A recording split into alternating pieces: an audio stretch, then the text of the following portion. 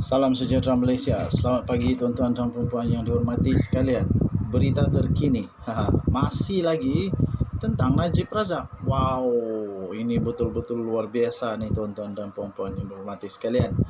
Disahkan memang sudah diserahkan nama-nama calon di Pekan untuk Parlimen Pekan dan Najib salah seorang daripadanya. Walaupun begitu tuan-tuan dan puan-puan, duka cita dimaklumkan. Najib hilang kelayakan tanding PRU. Najib hilang kelayakan tanding PRU. Pakar perlembagaan berkata, bekas pengerusi Barisan Nasional itu tidak layak untuk bertanding atau menjadi calon, sama ada dalam PRU 15, pilihan raya negeri atau pilihan raya kecil berdasarkan perkara 48 Perlembagaan Persekutuan. Bekas Perdana Menteri Datuk Seri Najib Tun Razak mungkin terpaksa untuk melupakan hasratnya untuk bertanding semula dan mempertahankan kerusi Parlimen Pekan pada pilihan raya umum ke-15 yang akan datang ini.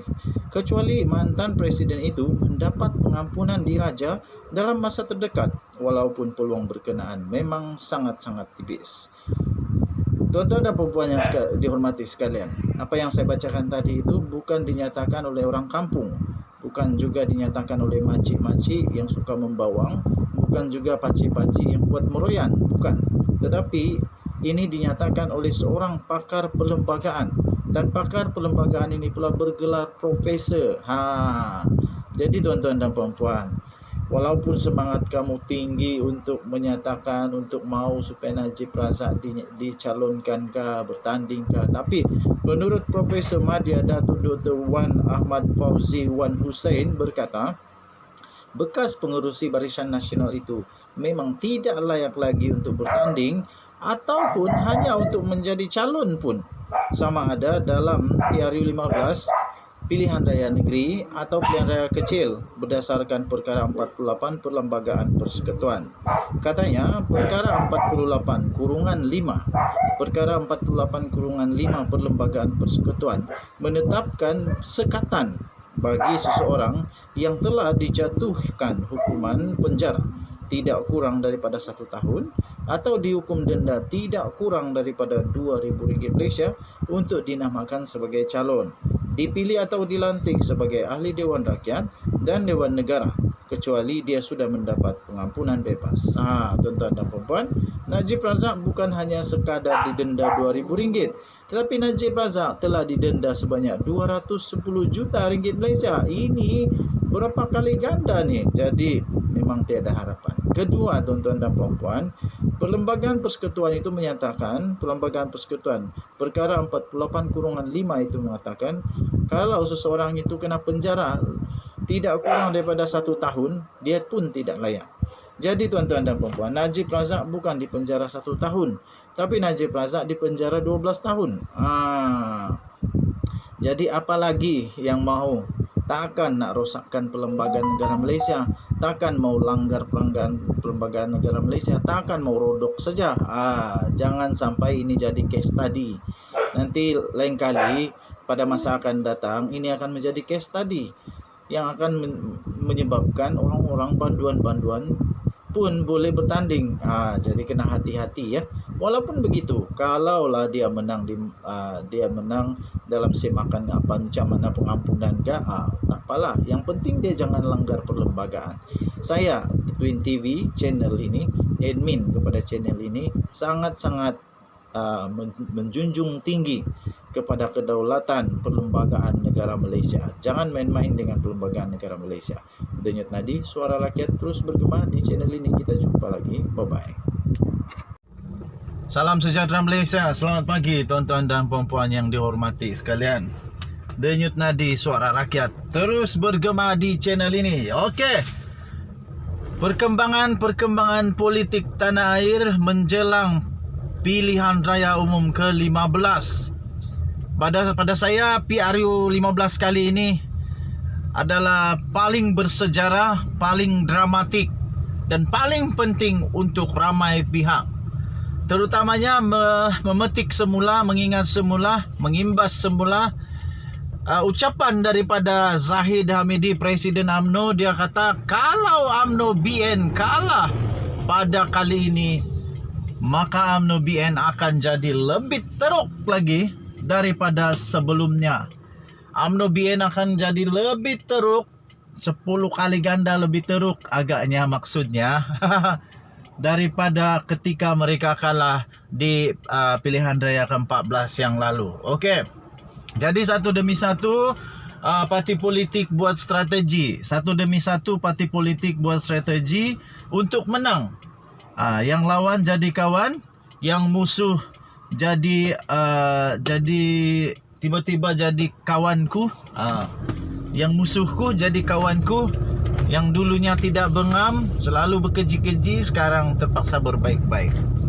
Okey, begitu juga dengan Anwar Ibrahim. Hari itu kata tak tahulah, macam-macam nafi itu ini. Tapi sekarang sudah dinyatakan bahawa memang kalau nak menang tak ada jalan, kena bekerjasama, kena buang ego sikit dan kena bekerjasama. Akhirnya Anwar Ibrahim mengumumkan bahawa Majlis Presiden Pakatan Harapan bersetuju bekerjasama di dalam pilihan raya bersama dengan MUDA. Okey, Parti Syed Saddiq. Saya mau ulas dulu tajuk ini. Pada saya ini adalah satu tindakan yang sangat betul, bagus daripada Pakatan Harapan. Kerana sekarang ini sudah ada undi 18 ya, dan harus diingat MUDA walaupun dia amat baru betul MUDA ini, tetapi dia sudah berjaya menang di Johor. Tempat yang bukan calang-calang dia menang. Makna kata MUDA ini ada potensi untuk menang pilihan raya. Sekurang-kurangnya 1-2 kerusi mungkin MUDA boleh menang. Kenapa? Undi 18. Dan jangan permainkan suara orang muda. Suara orang muda sekarang dia boleh menjadi lebih besar, lebih dewasa daripada orang yang sudah dewasa. Jadi kekuatan di antara MUDA dan Pakatan Harapan, maksudnya jadi Pakatan Harapan Plus, ini pasti saya yakin akan boleh menggugat kekuatan terutamanya pemuda UMNO. Pemuda UMNO. Selama ini pemuda UMNO mendominasi hampir 100%. Hampir 100% orang-orang muda di Malaysia hanya ditentang oleh pemuda daripada Pakatan Harapan. Tapi kali ini betul-betul parti muda. Betul-betul parti muda yang akan membuat tantangan bersama dengan Pakatan Harapan. Okey, jadi apa yang akan terjadi nanti pasti akan menggegar. Yang pastinya Pakatan Harapan telah pun bersetuju untuk bekerjasama dengan Parti Muda bagi menghadapi pilihan raya. Pakatan Harapan dan Ikatan Demokratik Bersatu Malaysia atau dikenali sebagai MUDA akan bekerjasama dalam pilihan raya umum PRU ke-15, kata Anwar Ibrahim. Okey, bagaimanapun pengerusi Pakatan Harapan itu berkata, Majlis Presiden memutuskan ia akan diteruskan sebagai pakatan pilihan raya buat masa ini. Jadi hanya waktu pilihan raya saja. Jelas Anwar, kerana untuk menjadi parti komponen dalam gabungan itu ia perlu mendapat kelulusan daripada Jabatan Pendaftaran Pertubuhan ROS. Keputusannya boleh diteruskan atau tidak dengan kerjasama dengan MUDA nanti akan dibuat selepas ini. Denyut nadi, suara rakyat tahniah diucapkan kepada Anwar Ibrahim dan MUDA yang telah membuat satu persetujuan yang amat baik. Kita jumpa lagi. Selamat pagi Malaysia. Bye-bye.